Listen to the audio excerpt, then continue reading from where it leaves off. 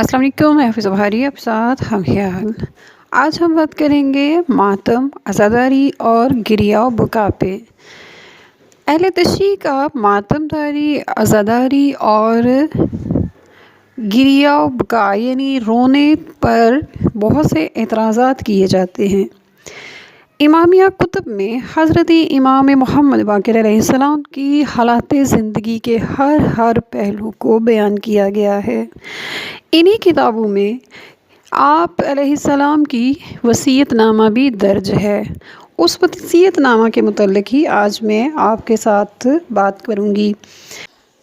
حضرت امام محمد باقر علیہ السلام نے اپنے فرزندان کو جو وصیت چھوڑی، ان میں سے ایک بات یہ بھی تھی کہ اپنے مال میں سے 800 درہم انہوں نے اس بات کے لیے وقف فرمائے ہیں کہ ان کی شہادت کے بعد جب حج کا موقع آئے تو یہ 800 درہم ان رونے والیوں عورتوں کو دیا جائے جو عمرہ سے پیسے لے کر ان کے لیے گریہ کرتی تھیں۔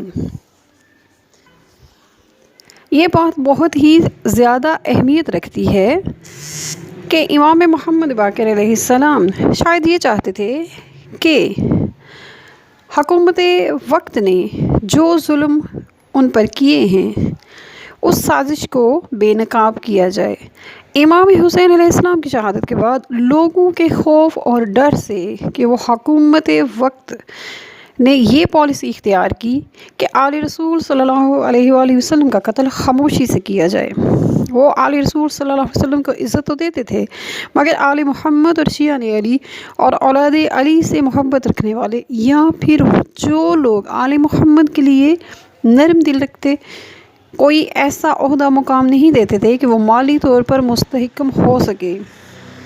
انہی پالیسیوں میں سے ایک پالیسی یہ بھی تھی کہ انہوں نے کبھی بھی انہیں اکٹھا نہیں ہونے دیتے تھے کہ کہیں ان کے خلاف کوئی پارٹی نہ بنا لی جائے۔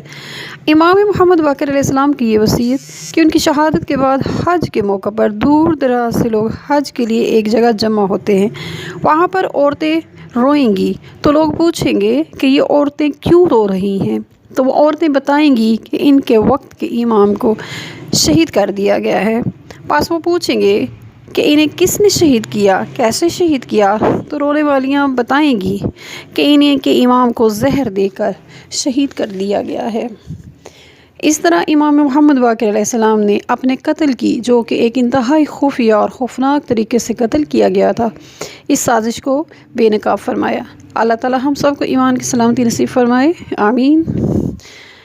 وَعَلَيْنَا إِلَى الْبَلَاغُ الْمُبِينُ۔ السلام علیکم ورحمۃ اللہ وبرکاتہ۔